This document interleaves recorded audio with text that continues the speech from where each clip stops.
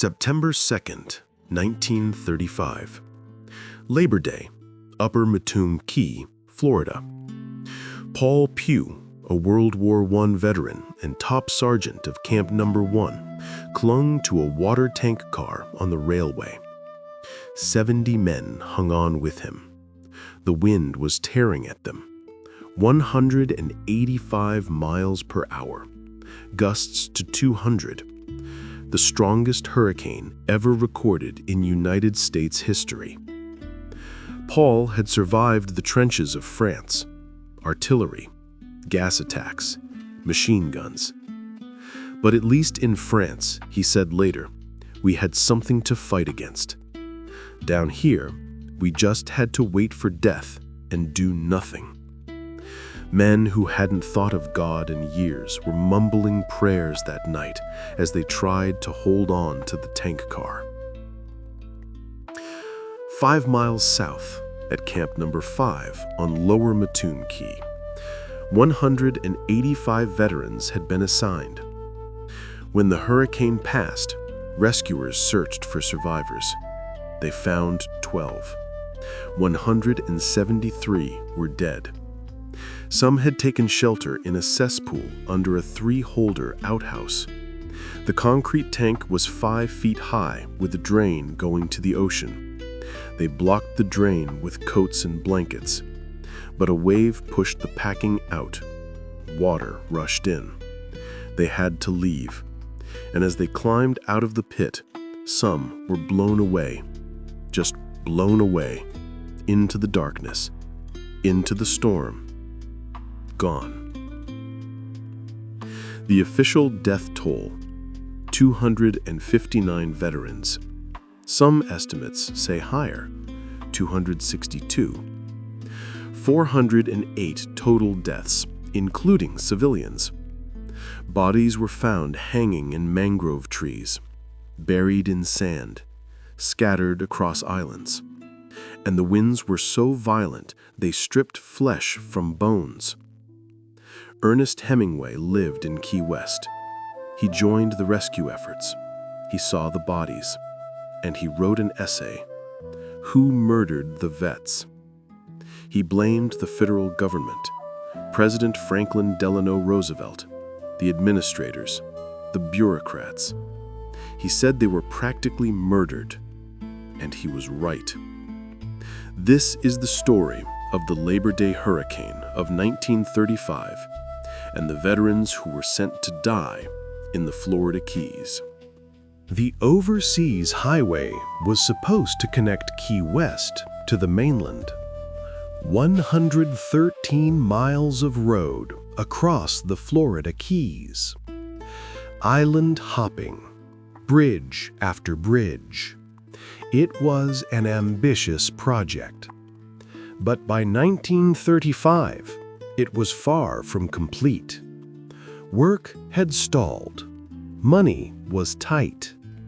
The Great Depression had devastated the economy. Unemployment was high, and the federal government was looking for ways to put people to work. Enter the Federal Emergency Relief Administration, FERA, created in 1933 under President Roosevelt. Its director was Harry Hopkins.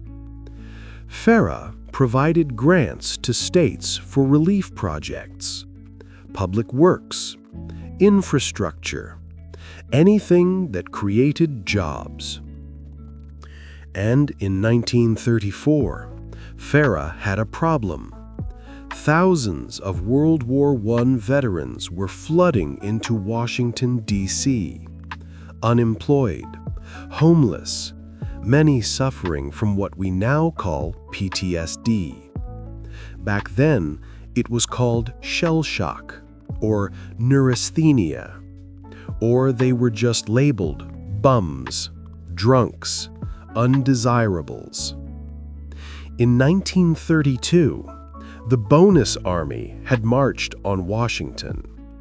17,000 veterans. They demanded early payment of bonuses promised for their service. Congress refused. General Douglas MacArthur led the operation. Tanks, cavalry, tear gas. The veterans were driven from the capital. It was a public relations disaster, and Roosevelt didn't want a repeat. So Hopkins and Roosevelt came up with a solution. Veterans work camps. Send the veterans away, far away, to remote locations. Give them jobs. Give them housing. Give them $30 a month. Get them out of Washington. The camps were established in Florida and South Carolina. In Florida, 3 camps were set up in the Keys. Camp number 1 on Windley Key. Camps number 3 and number 5 on Lower Matecumbe Key.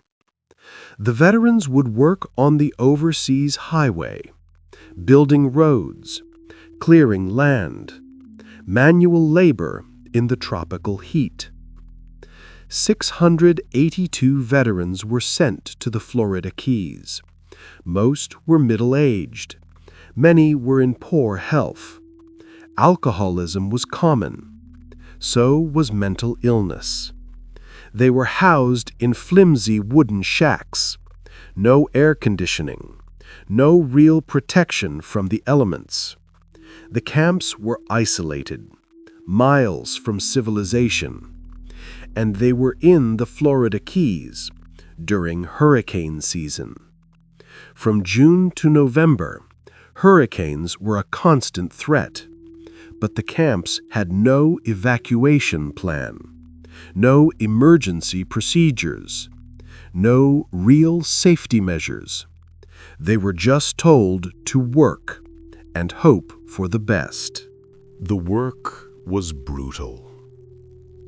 Clearing mangroves, building roadbeds, laying asphalt, in heat that exceeded 90 degrees with humidity near 100%. The veterans were paid $30 a month. That's about $682 today, adjusted for inflation. It wasn't much, but for men who had nothing, it was something. And for some, it was a lifeline, a way to rebuild, a way to get sober, a way to escape the streets. Albert Keith was one of those veterans. He edited the camp newspaper, the Key Veteran News. He wrote about life in the camps, the work, the camaraderie, the challenges. And he defended the veterans because the media had turned against them.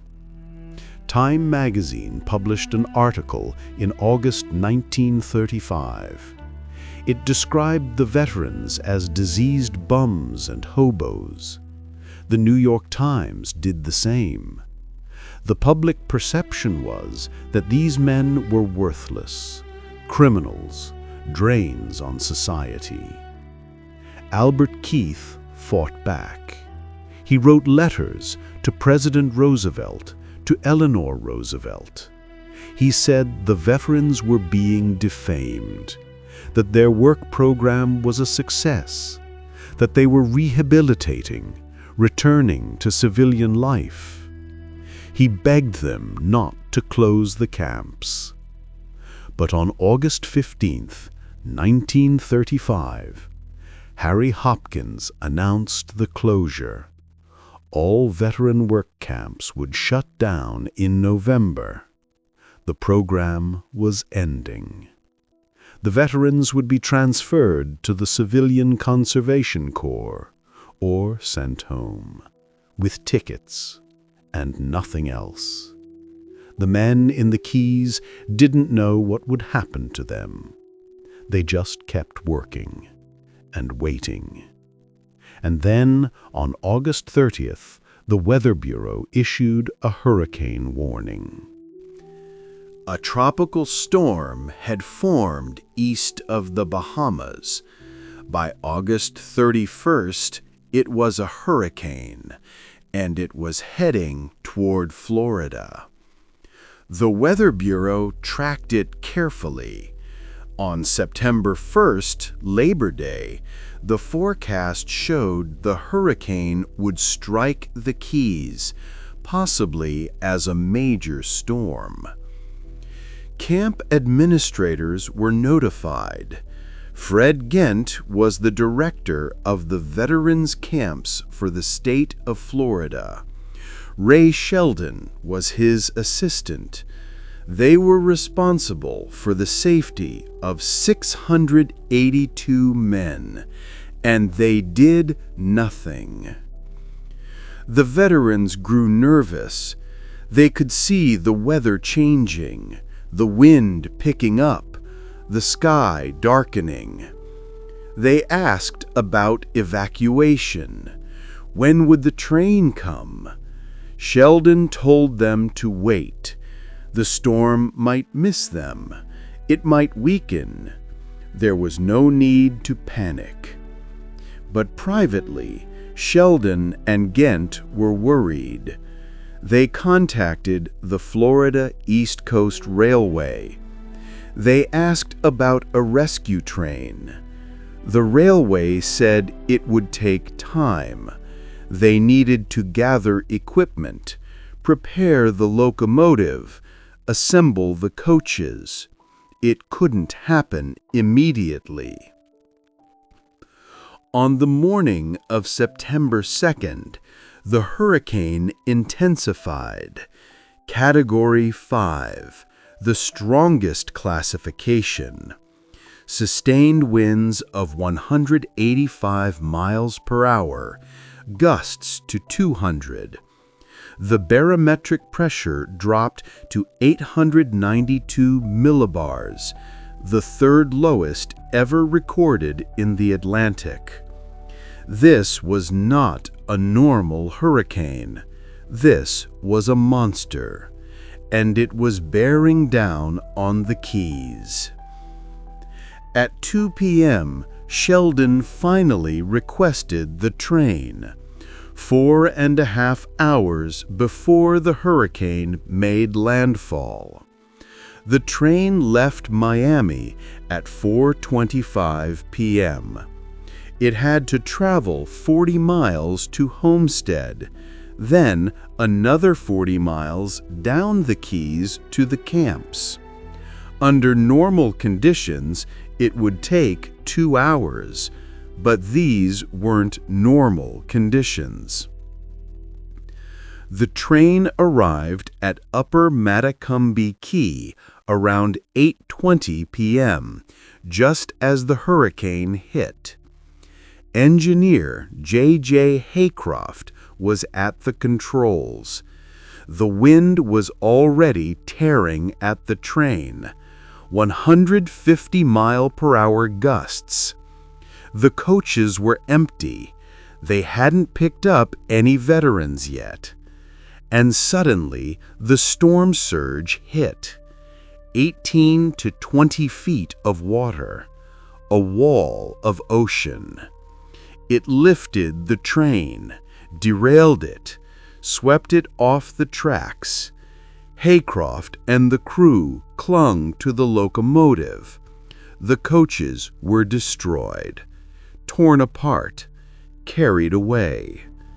And the veterans waiting at the camps never reached the train. They were trapped. At Camp Number 5, 185 men huddled in the flimsy wooden barracks. The winds tore the roofs off. The walls collapsed. The men ran outside, trying to find shelter, trying to survive. Some climbed into a cesspool. Others grabbed onto anything solid, trees, pilings, debris. But the wind was too strong, and the surge was too high. One by one, men were swept away, blown into the darkness, drowned, crushed. When rescuers arrived 2 days later, They found 12 survivors out of 185. 173 were dead. At Camp Number 3, similar horror. Men tried to hold on, but the barracks disintegrated. The winds were so violent, they didn't just knock people down, they tore flesh from bones. The combination of 200-mile-per-hour winds, saltwater spray, and flying debris acted like sandpaper, stripping skin, exposing muscle, exposing bone. Bodies found after the storm were grotesquely swollen, unrecognizable. The subtropical heat accelerated decomposition. Within 3 days, corpses were splitting open. Public health officials ordered them stacked in plain wood coffins and burned. Mass cremations, because there was no other way. Ernest Hemingway arrived on September 5th. He was part of the rescue efforts. He saw everything: the bodies hanging in trees, the wreckage, the devastation. He later wrote to his editor, Max Perkins. He said the last time he had seen so many dead in one place was during World War I, as a Red Cross ambulance driver in Europe. He wrote, "We made 5 trips with provisions for survivors to different places and nothing but dead men to eat the grub." And he was furious, because the deaths were preventable. The train should have been called earlier. The camps should have been evacuated. The veterans should never have been there in the first place. Hemingway wrote an essay, "Who Murdered the Vets?" It was published in New Masses, a socialist magazine, on September 17, 1935. He asked, who sent nearly 1,000 war veterans, many of them husky, hard-working, and simply out of luck, but many of them close to the border of pathological cases, to live in frame shacks on the Florida Keys in hurricane months?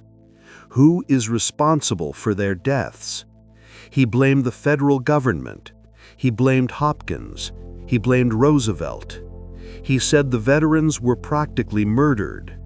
And the essay caused a scandal, but nothing changed. The official death toll was 259 veterans. Some sources say 262. Total hurricane deaths, including civilians, ranged from 408 to over 500. Bodies were recovered as far away as Flamingo and Cape Sable, on the southwest tip of the Florida mainland. Many were never found, lost to the ocean.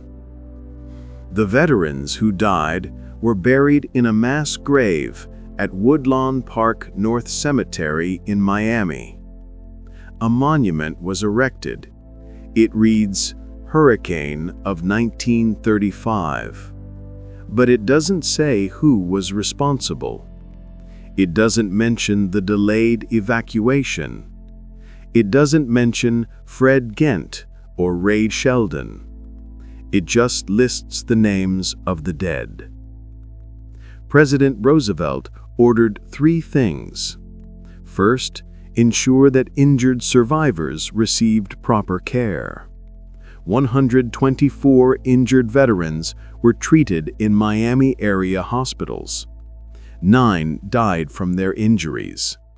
56 were transferred to Veterans Administration medical facilities. The rest were sent to Camp Foster in Jacksonville and evaluated for transfer to the Civilian Conservation Corps. Those who declined or were deemed unemployable were given tickets home and sent away.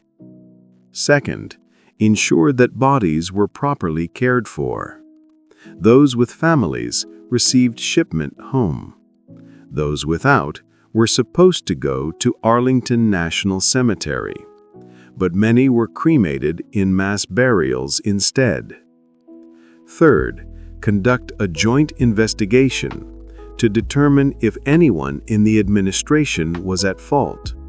Harry Hopkins held a press conference on September 5th. He asserted that there was no negligence traceable to FERA. He said the Weather Bureau advisories had given insufficient warning. It was an act of God, a natural disaster.